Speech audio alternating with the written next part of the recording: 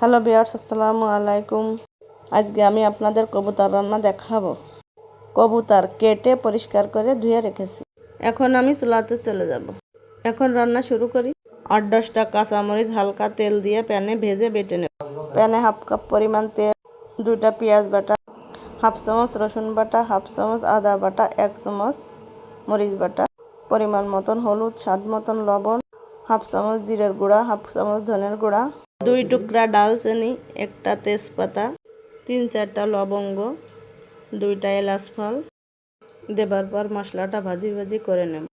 মশলাটা ভাজি সেন্ট বেরোচ্ছে। এখন কেটে রাখা মাংসটা দিয়ে দেব। এখন সুন্দরভাবে নাড়াচাড়া করে কষানোর জন্য অল্প পরিমাণ পানি দিয়ে দেব।